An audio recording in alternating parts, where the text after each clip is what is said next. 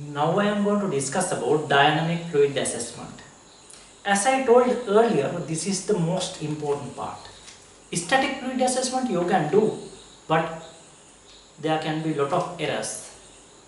But when coming to dynamic fluid assessment, it is one of the very good thing to do and assess the fluid status. As I told earlier, it measures the heart-lung interaction most of the time. That means during the respiratory cycle, your venous return change. For that, if you have significant cardiac output change, that means you need fluid. Or it may be due to fluid challenge, either lower limb elevation and full venous blood challenge, or once you give IV fluid, to respond to that, if you are having increased cardiac output significantly, that means you may need fluid. So number one test I am going to discuss here is passive leg tracing test. Number one test, passive leg tracing test. According to name, the leg tracing must be passive. Passive leg tracing test. Your patient initially must be in semi-recumbent position. That means head here, 45-degree angle here, and lower limb here, 45-degree. Then what I am going to do is, I am going to measure the patient data. Stroke volume variation, pulse pressure variation, blood pressure, mean arterial pressure, CVP. I will write down one by one. I am going to measure the blood pressure and mean arterial pressure. I am going to measure the CVP, central venous pressure. I am going to measure the pulmonary capillary wedge pressure if possible. If you can't, forget about that. Then I am going to measure the stroke volume variation, pulse pressure variation. Then I am going to check the end-tidal carbon dioxide level. While patient on the bed, I took those parameters, measured, write down it. Then what I am going to do is, I am going to passively elevate the lower limb while gradually putting flat position into the head end. Head end in the flat position, lower limb in the 45-degree elevation. I am not elevating it actively, I just turn bed and passively do it. If your patient becomes anxious, this test is going to be wrong. Because of that, prior to do test, I educate my patient. I am going to do this kind of simple test. Don't worry about that.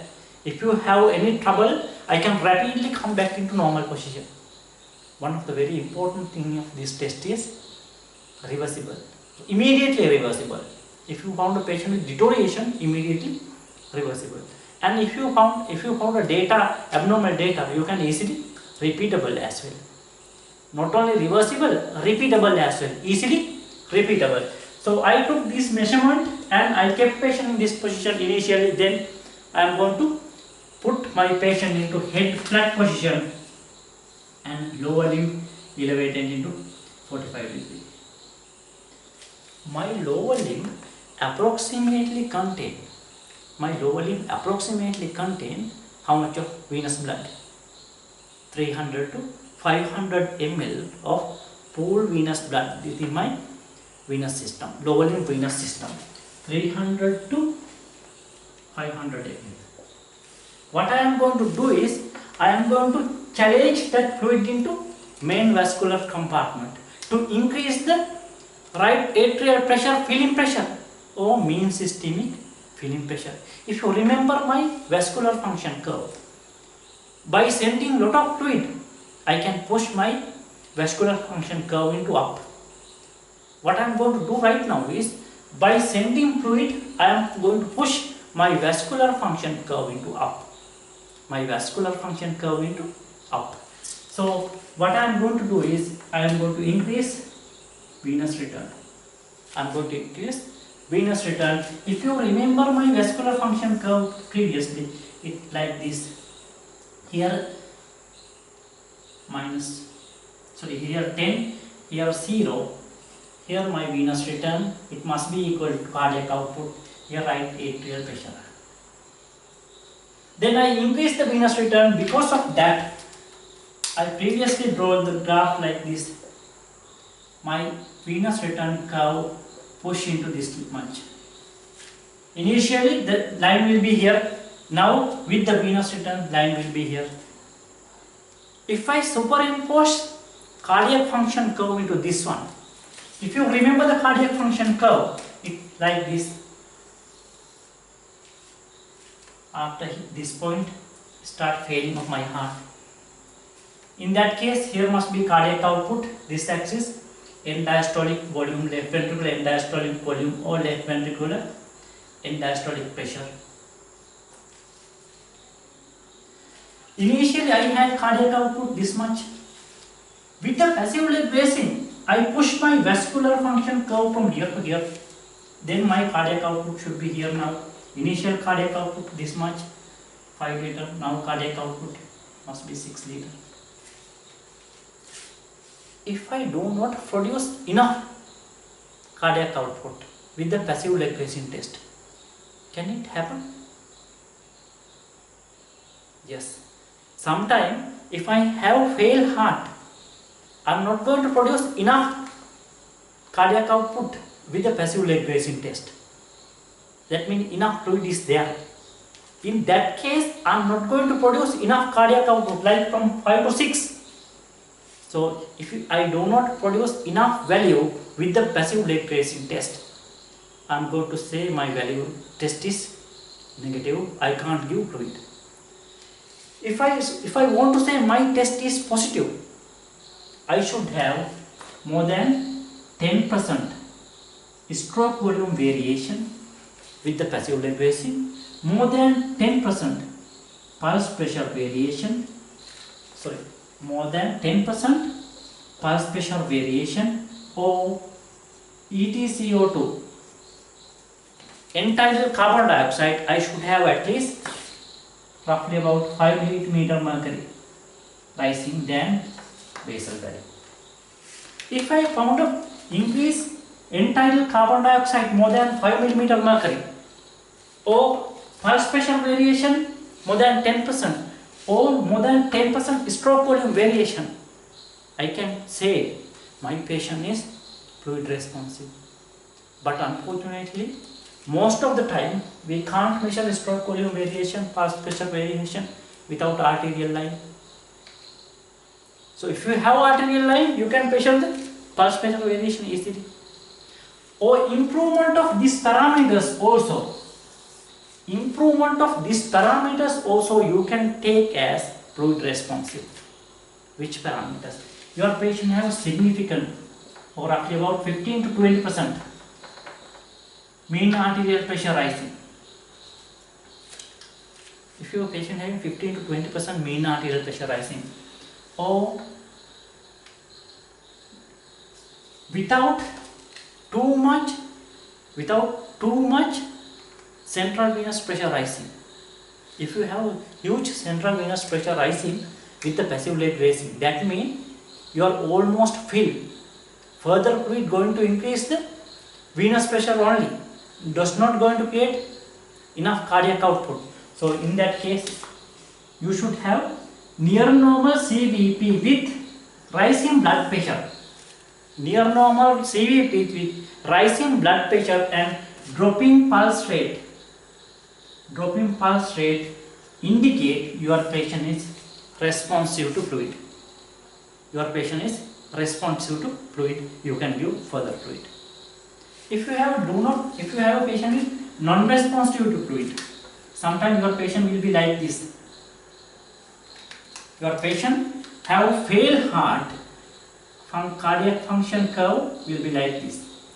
You should expect this much of increase of cardiac output from here to here, but it increase only from here to here, very small amount.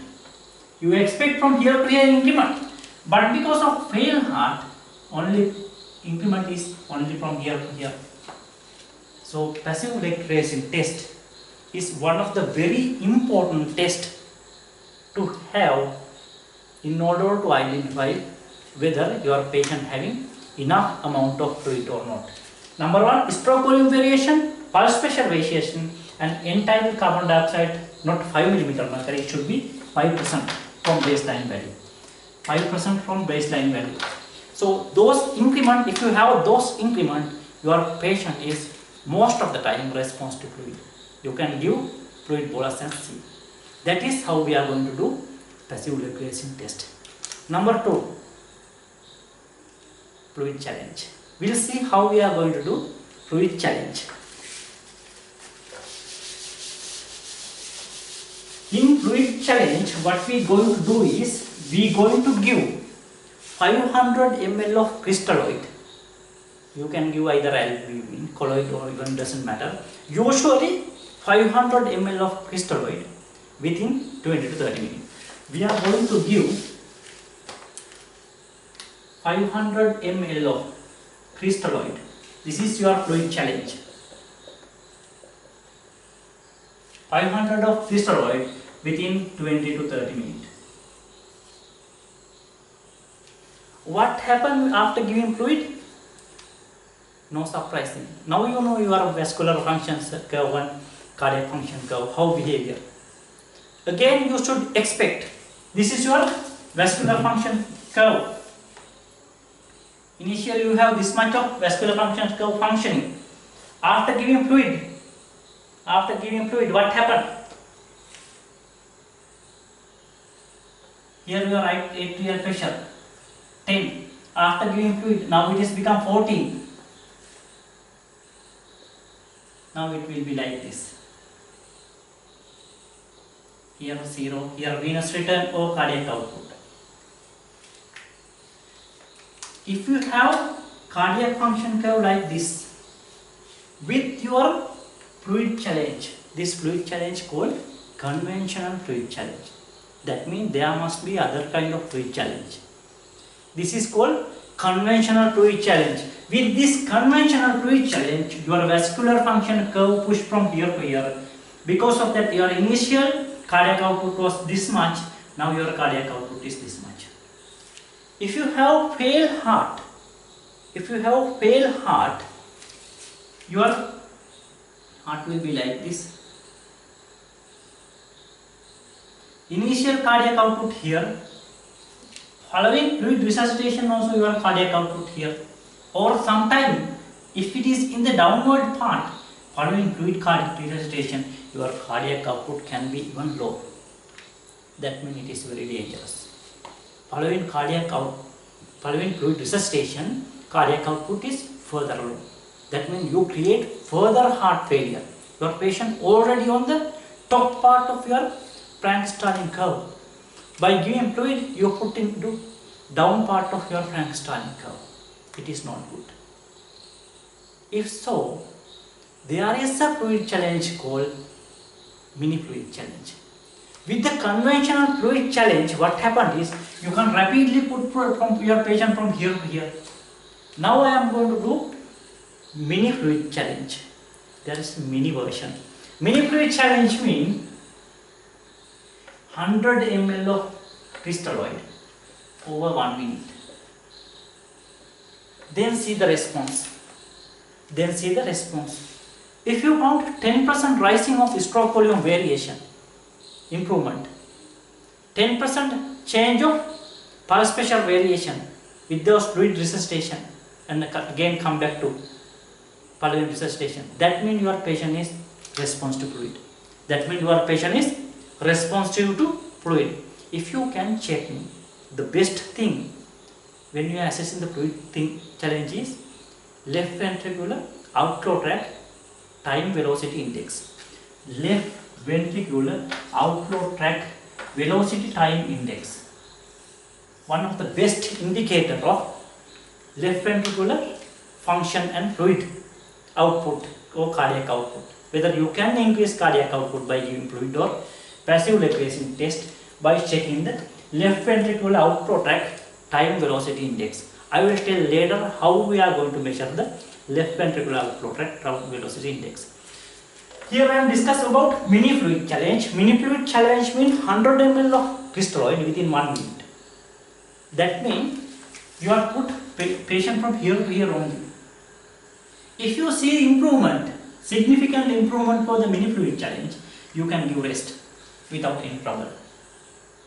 If you found very minute improvement with mini fluid challenge from here to here, that means your patient almost in the horizontal part of topmost part of Frank-Starling curve. Giving fluid is much more dangerous. Giving fluid is much more dangerous. If your patient improved, you can give next 400 ml, other rest of 400 ml within 14 minutes. Within 14 minutes. Then it create conventional fluid challenge on your patient. Conventional fluid challenge on your patient. Again, if you found high CVP with little bit improvement of cardiac output following fluid challenge. CVP increase 3 to 5 mm mercury CVP increase. Or pulmonary capillary wedge pressure 3 to 7 mm mercury. This CVP, pulmonary capillary wedge pressure increase. If you have significant rise central venous pressure with 500 ml of fluid challenge, you can't give further fluid. That means your patient is almost overloaded. Even though your patient shows little bit improvement, your patient almost overloaded. If you give another 500 ml of crystalloid on top of this patient, they does not create blood pressure improvement or cardiac output improvement. Sometimes instead of improvement, your patient cardiac output can be deteriorated. But your CVP drastically can go up. In that case, CVP initial here value is 5, now it may be somewhere around 12 mm mercury. CVP can drastically increase and your cardiac output can be low. So this is called fluid challenge. Better way of doing fluid challenge is, what I did is, do mini fluid challenge and carefully look at your parameters, then do your rest of fluid challenge until it become conventional fluid challenge. There are a lot of ways to assess the dynamic fluid status. Rest will be discussed in next lecture. Thank you very much.